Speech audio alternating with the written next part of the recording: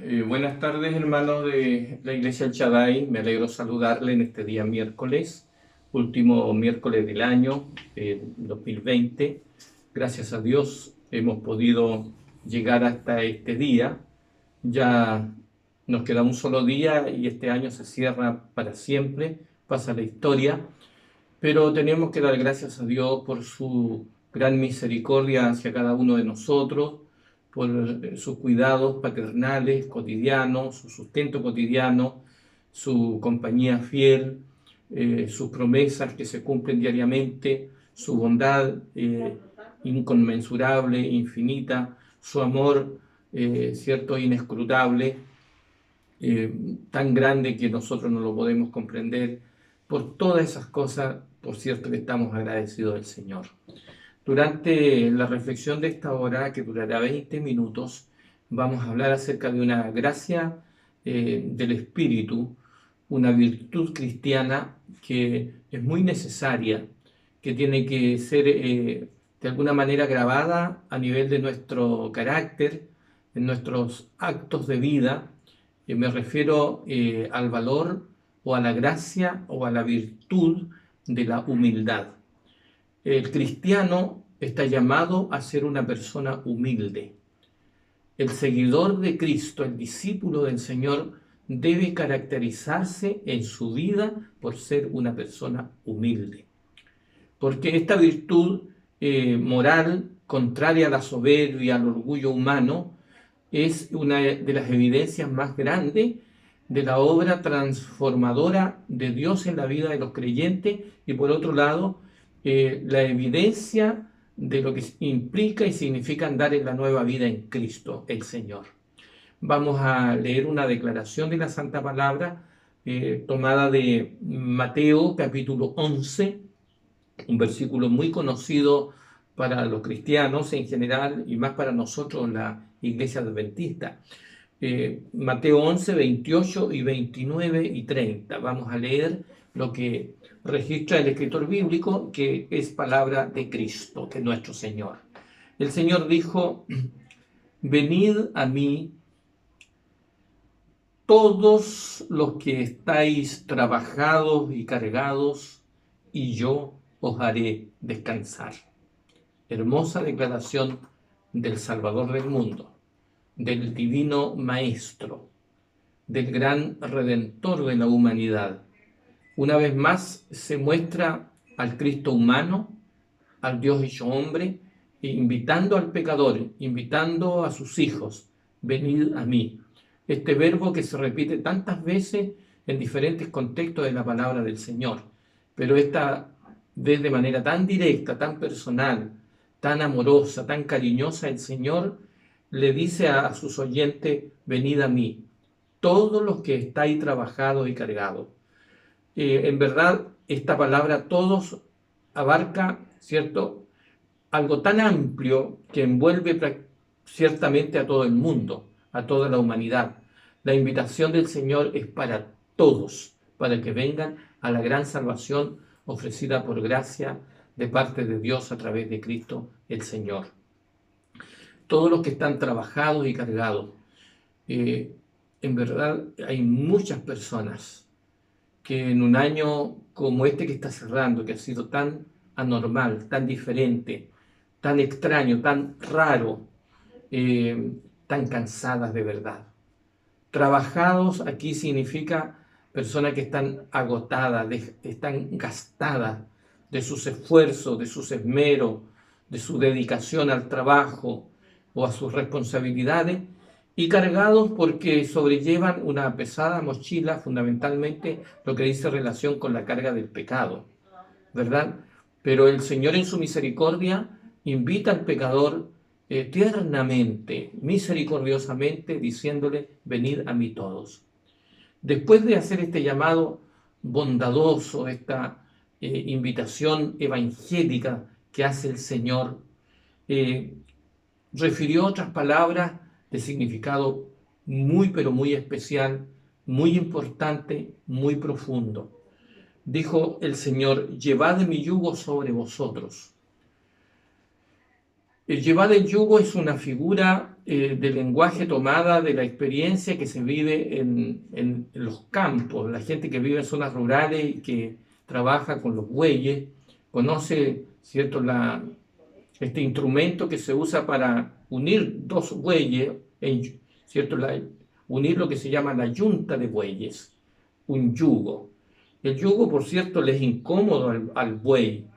Se le amarra con unos cueros allí que se llaman coyunda, y luego en el centro del yugo se amarra un carro, al arado, a lo que fuere, que se espera que esta yunta de bueyes tire en el ámbito, en el marco del trabajo propio del campo, ya sea en la roturación de la tierra o en el traslado de diferentes elementos, tirando un carro, tirando una carreta o alguna otra cosa.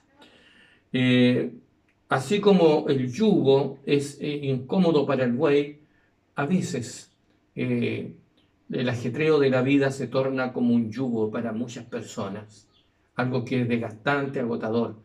Al cerrar un año, yo creo que casi todos nos sentimos cansados por los esfuerzos, los desgastes, los desvelos, las preocupaciones del año.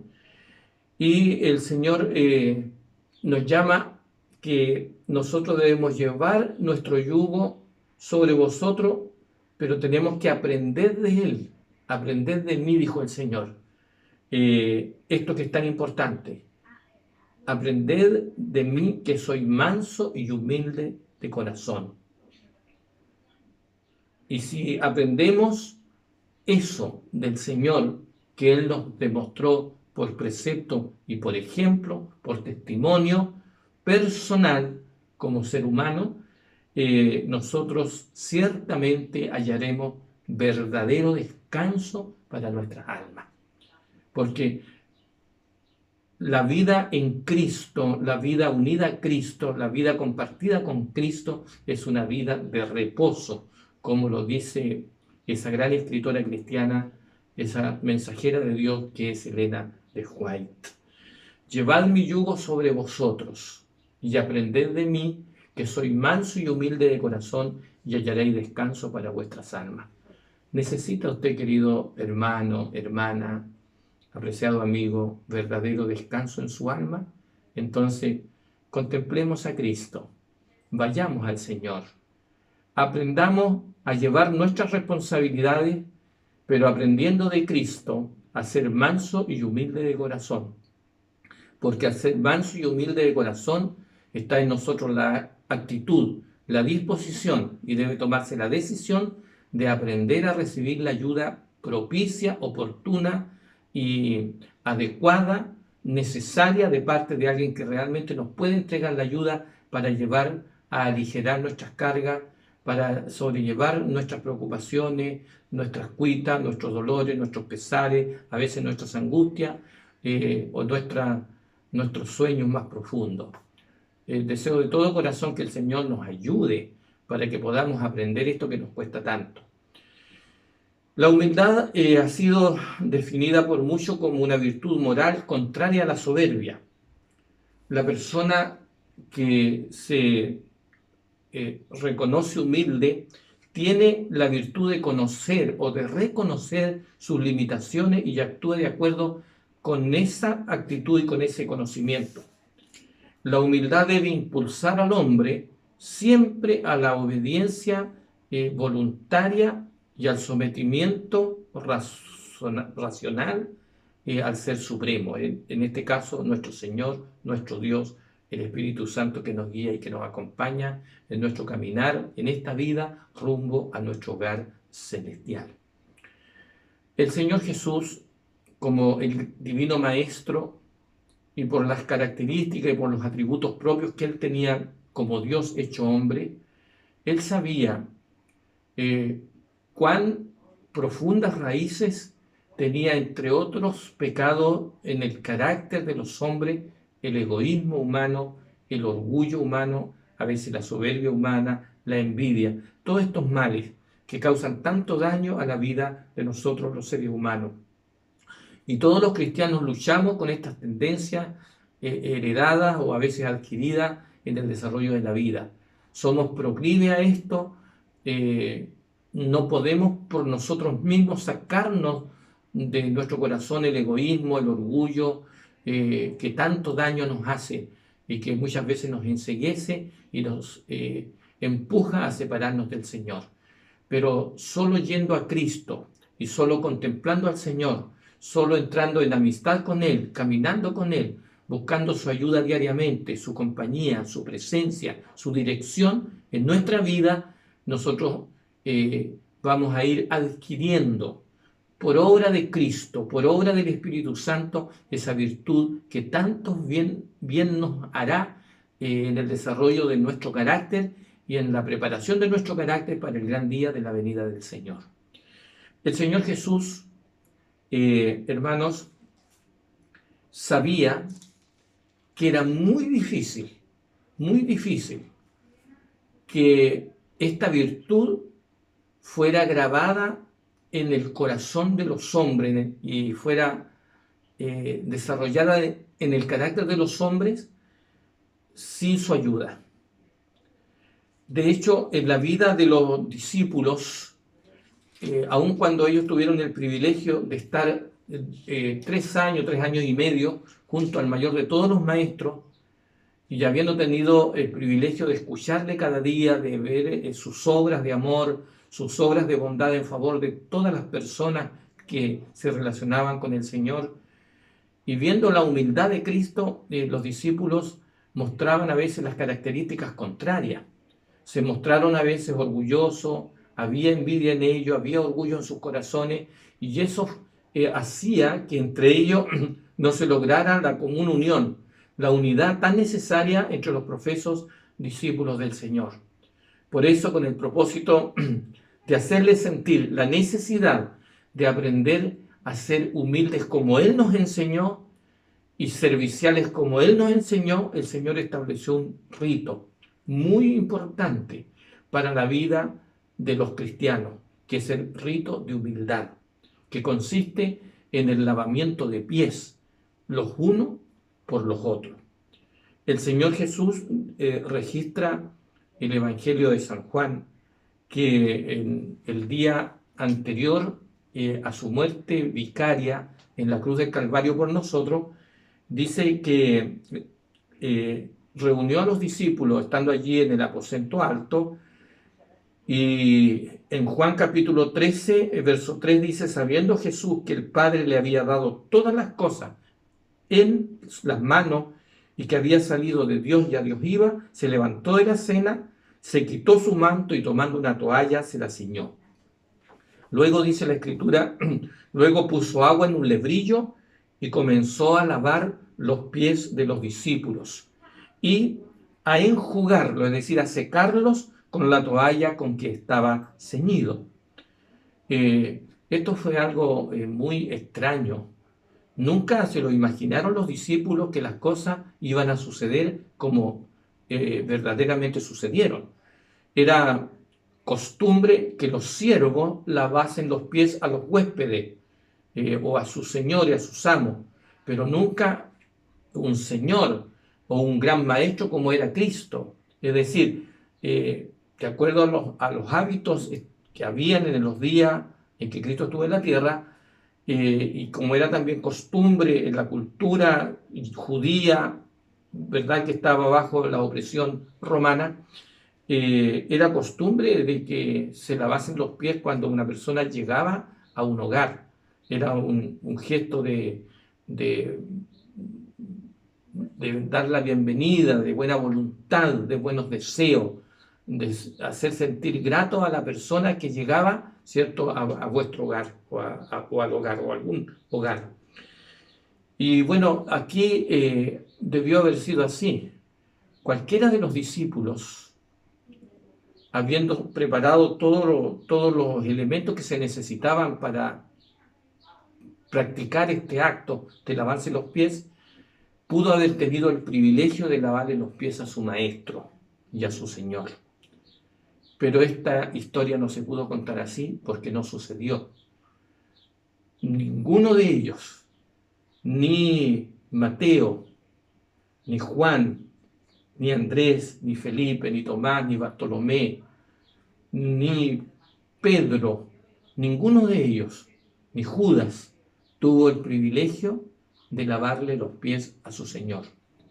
Pero sí el Señor, el Maestro, en verdad, el Salvador del mundo, siendo Dios hecho hombre, aun cuando ellos todavía no lo lograban comprender del todo esta gran verdad que se concentraba en la persona humana de nuestro Señor Jesucristo. Pero el hecho es que fue Cristo el que tomó la actitud y la conducta de un siervo. Los siervos lavaban los pies. Jesús actuó como un siervo. Y por cierto, esto descolocó a los discípulos, a tal punto que cuando llegó a lavarle los pies a Pedro, que fue el último, porque él se había propuesto y había dicho, yo no permitiré que esto suceda. No es posible que el maestro nos esté lavando los pies a nosotros. Eso es algo que es contra todo, contra nuestra cultura, es algo incomprensible, es algo inaceptable. Yo no lo puedo permitir, menos que me lave los pies a mí. Y entonces dice la Escritura, cuando Jesús llegó a donde Pedro, le dijo Pedro, Señor, ¿tú me lavarás los pies a mí? Respondió Jesús y le dijo, lo que yo hago, tú no lo comprendes ahora, Pedro, mas lo entenderás después. Y Pedro le dijo, no me lavarás los pies jamás. Y Jesús le respondió, si no te lavare los pies, no tendrás parte conmigo. Y Jesús le dijo Pedro, Señor, entonces si es así, si está en riesgo esto, que yo no voy a tener parte contigo, entonces lávame completo, lávame también las manos y la cabeza. Porque lo que no quería Pedro era, cierto, ni siquiera imaginarse la idea de tener algún día sin el Señor. Y por cierto, lo que más él anhelaba, estar en el reino de su Señor. Pedro no lograba entender la dimensión de lo que Cristo estaba queriendo enseñarle, menos Judas. Judas sintió en algún momento el deseo, dice la inspiración, de humillarse. Fue estremecido cuando Cristo le tocó con sus manos y tomó, cierto, el agua que había sido echada allí en esa palangana, en ese lavatorio, digámoslo así, y le lavó los pies a Judas. Judas fue estremecido por la bondad, el amor, la condescendencia, la mansedumbre de Cristo. Y él sintió anhelos de arrepentirse. Su corazón fue estremecido. Pero también dice la inspiración, pero finalmente dice, no quiso humillarse. No quiso aprender la lección de la humildad. Bueno, Pedro se fue al otro lado. Pedro dijo entonces, Señor, lávame completo. Y el Señor Jesús le dijo finalmente estas palabras tan hermosas. Vosotros me llamáis maestro y Señor, y decís bien porque lo soy. Pues si yo, el Señor y el Maestro, he lavado vuestros pies, vosotros también debéis lavaros los pies los unos a los otros. Porque ejemplos he dado para que como yo os he hecho, vosotros también hagáis.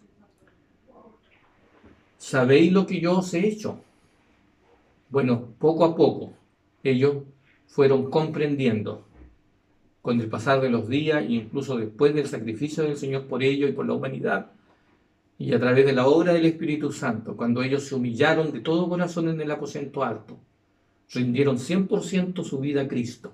Ahora Cristo, ya habiendo muerto por ellos y habiendo resucitado y habiéndosele aparecido varias veces con muchas pruebas indubitables, ellos se rindieron completamente a la obra del Espíritu y llegaron a ser hombres ahora verdaderamente despojados de su egoísmo, despojados de su orgullo, despojados de toda vanidad, de autosuficiencia propia, de soberbia humana, y se rindieron plenamente al Espíritu Santo.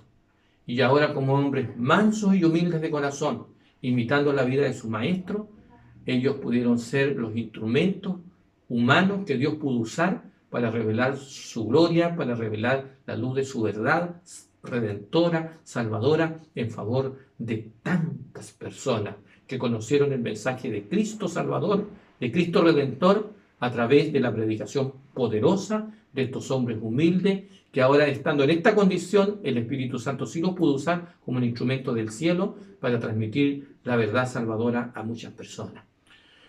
Nosotros, por causa de esta pandemia, hemos pasado todo el año sin poder tener el rito de humildad en nuestra iglesia, sin poderlo practicar.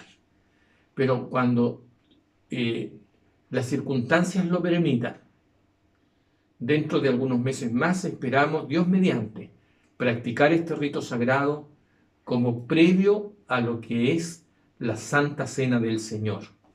Este rito tan importante precede a la Cena del Señor, para que nosotros podamos ir al momento de la Santa Cena con un corazón contrito y humillado delante de Dios para obtener su perdón y la limpieza de nuestras almas a través del perdón del Señor, de la imputación por gracia de su propia justicia, de la limpieza por su propia sangre.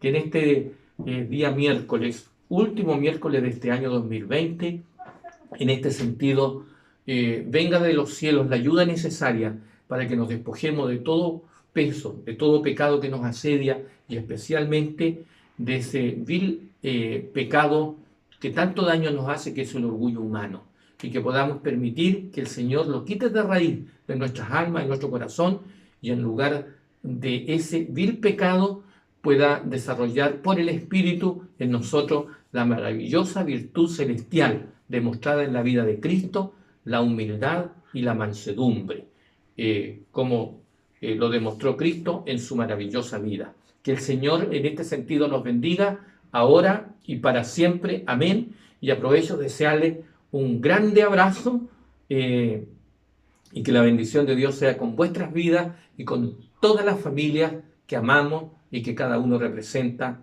Bendiciones muy grandes ahora y para siempre. Amén, amén y amén.